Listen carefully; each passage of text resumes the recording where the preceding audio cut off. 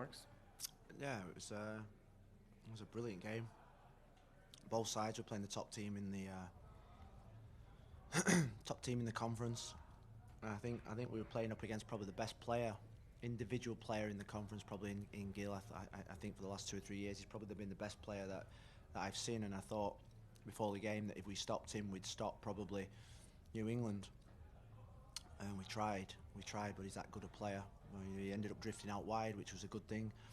But the spirit and the togetherness and the fight that the boys are showing is really good. I'm really proud of every single one of them in the squad. We're going to need every single one of them, and we've invested in the strikers, and they're now delivering. When they score, we win, and I think that's the key thing. Is that they begin to show signs that they're coming together as a partnership.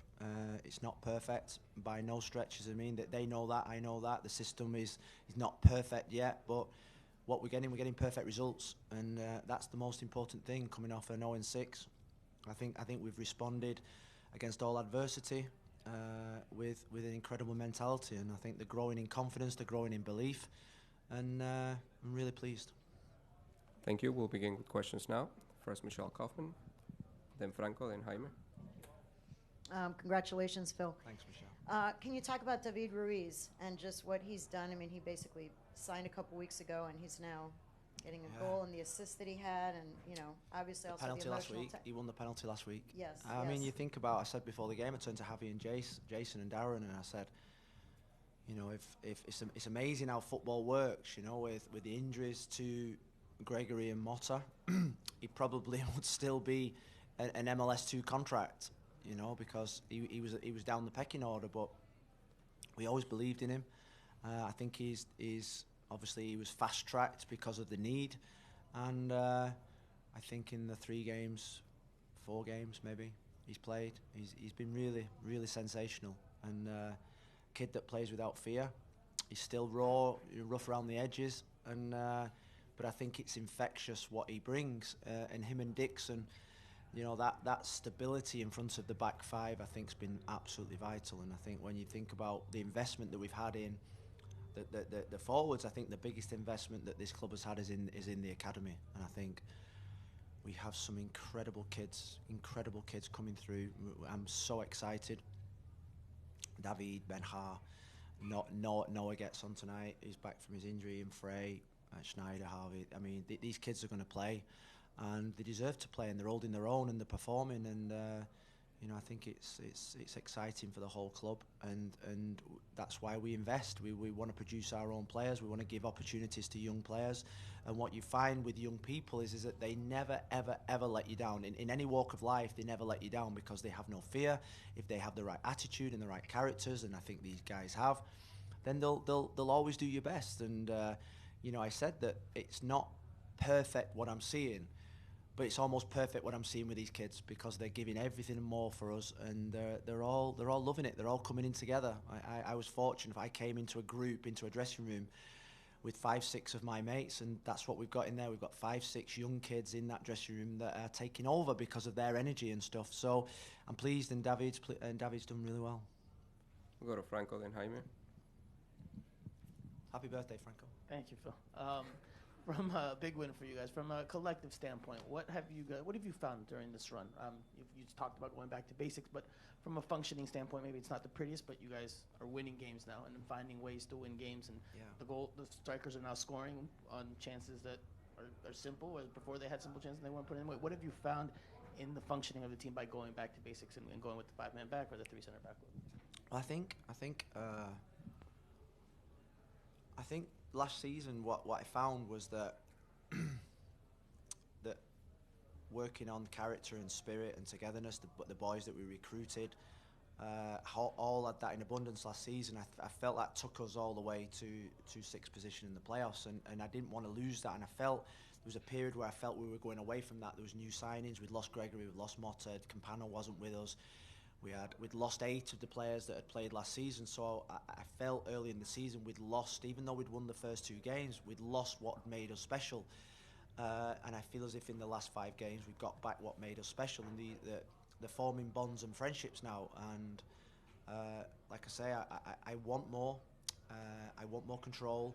But I think with the forwards that we've got, they're now beginning to ignite. They're now beginning to look fit. They're now beginning to look sharp. They're enjoying each other's company, and we're going from a foundation of real solidity. You know, the back five. Kamal has made an incredible difference. Incredible difference. He gives the back five composure. And bearing in mind we didn't have Sergi tonight, I thought Ryan Saylor in the last two games has been brilliant. And you know, Chris McVeigh, I feel as if in the last two games has got back to his best form. And he knows he dipped early in the season, but I think he's getting back to his form. And it's really been really good. That togetherness, that spirit, that facing adversity and coming out of that adversity. I always feel as if in life when you suffer adversity, there's, you know, you see the true colours of a person or of a team. And I think coming out of this adverse 0-6 run, we developed a culture and a team that is far stronger than what we had last year. Jaime, then Xavier. Hi, Coach. I just want to ask you what do you feel about Josef? Now he's scoring again, and how important it is for you guys that a former MVP is beginning to score goals with you guys and giving the opportunity to win games like today? Well, we're really pleased with him. He shook my hand on the way off tonight, so I was really pleased, and we had a joke about that the other day. It was going to take time. We knew it was going to take time. Playing two forwards, I think there's not many. If you watch Champions League football or EPL football, there's probably no teams play with two centre forwards apart from Inter Milan the other night played with two centre forwards, and I think that will come back in. So we're going to have to get used to playing with two forwards, and Josef's just getting stronger. His partnership with Leo's looking miles better now. He's looking stronger and fitter. Leo's got a big part to play in that, and it's a fact in this league that if you keep clean sheets and really defend well and have goal scorers that score, is really important. And I think 5 goals in 3 games, is it? Something like that for the and then Schneider 6 goals in 4 games. Our centre forwards beginning to score. Before that, our centre forwards hadn't scored a goal. That's why we lost the 0 and 6 in a way. So we're really pleased. Josef's fitting in. He's enjoying himself, and I think he's a different character than what people expect, and we're enjoying having him around. Xavier, then Andrea. Good evening, Coach. It's 3 wins in a row against Columbus, Atlanta, and New England. 3 of the better teams in the conference. What does that say about this team under adverse conditions, about the character and spirit and the confidence of his team? Yeah, I agree. We played the best team in the league today. Atlanta, for me, have got some top players, and Columbus will be there at the end of the season without a shadow of a doubt. So we've had to show real courage. You know, nobody expected us to go to Columbus and win. We were coming off the back of a 0 and 6. Everyone was written us off. If I'd have lost that game, I'd have been out of a job type storyline. We went there and won. We then came back here and we won against Atlanta, a top team. We've won tonight against a top team. So it shows the character of this football club. This football club is at its best when its backs against the wall. You know, you see it. You see it out there. You see it in the supporters. They rally. They get behind you. They don't lose faith. That's the beauty. That's why we have the best supporters, because when you need them the most, they're always there for you. And I think this club has got incredible spirit. We just now need to start producing on the pitch better than what we have and getting better and improving. We'll do the last 2 questions, Andrea, and then Michelle. Phil, I wanted to ask you about W3S again. What kind of conversations had you had with him after his red card today? He's leaving tomorrow to play with the national team. You also have Ascona, who is going to represent the Dominican Republic. But you also have Noah Allen, who came back today, and he stayed out of the World Cup. He's not going to a World Cup. How do you talk to those guys, and what do you tell them? Them being part of this team and then having that opportunity to play in a World Cup. Yeah, well, I thought his red card was a ridiculous decision. A ridiculous decision. And I don't really want to go there, but you know, I think common sense. He was the one that got tackled. I know he grabbed the ball, but he's a young kid. So he's just been really good. You know, I think with David, less is more with a kid. He's he's a street type footballer, and you don't want to take that street type footballer away from him. So we stay away from too much information. It's really simple. When you put a young kid on the pitch, you've got to keep the information really simple. You're on this pitch to do X, Y, Z, maybe 3 points, and he's committed to it. There's more to his game than just hold him in midfield. I think we've seen over the last few games that he can play that 8 role and get forward. His energy is really good. He's got a long way to go in terms of his passing range, his technical ability, but he's come on, he's announced himself, and he looks like he's going to be a real big player for us. We're super proud that he's going to go and represent his country at the U20 World Cup. We'll suffer for that, but I think it's the right thing for the boy. He'll come back better with a greater awareness of what the level is out there. The U20 World Cup, I think, is the biggest shot window for the best young footballers, and he'll come back knowing full well what he has to do to improve.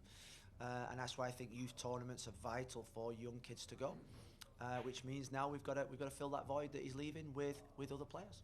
I am happy to hear you say that, especially after some coaches in MLS. Yeah, well, I think I look back at my own experiences. I hated going away from home, but it made me grow up. It made me learn different cultures, different languages, different environments. Some not, being away from your mum and dad sometimes is difficult, but it makes you grow up. It makes you be independent. It makes you take ownership of your own life. And I think for David, the main thing is representing a country that he loves, and you must never ever take that away from any player, and because it's the pinnacle. Is this the last question? Because my daughter is at prom, and I'm going to go and sit outside the bar that she's in because I'm going to be like that possessive dad, and I need to go. and I think it finishes at 10:30, and whoever she comes out with is going to get fit to one side. Oh my God. That was the only thing I was worrying about tonight, to be fair. Was not Carlos prom. Gil. The was the prom. Oh my God. Okay, I'm not going to keep you long. 2 weeks ago, you guys were in 14th place, then 10th. You moved up from 10th to 5th with this win tonight. Yeah. Can you just talk about that? Where do you guys stand now coming into, a big week with 2 more games, but you're in 5th place now all of a sudden? I think every team in the bottom 5 won. Charlotte, New York Red Bulls, Montreal. I think you lose a game, you can go back down to bottom. I might be wrong, but it looks like it's so tight. I think this is going to be the toughest league to win this year, this conference. I think everyone is beating each other. I think the difference between Toronto at this moment in time and New England, I think, is very little. And I think it's the team that has the most consistency, the team that can keep clean sheets, the team that has players that can be the difference. And at this moment in time, we're going through that run where we have got difference makers, but so has Montreal and Charlotte. Montreal have, since they've signed Bryce and Harry, they've not lost a game. So I think both us and Montreal were down the bottom, and now we're in probably 5th and 6th. So it can change so quickly. We're keeping our feet firmly on the ground. It's a long way to go. It's a marathon, and at the moment we are charging forward, and we're happy with it. Thank you. Have fun at the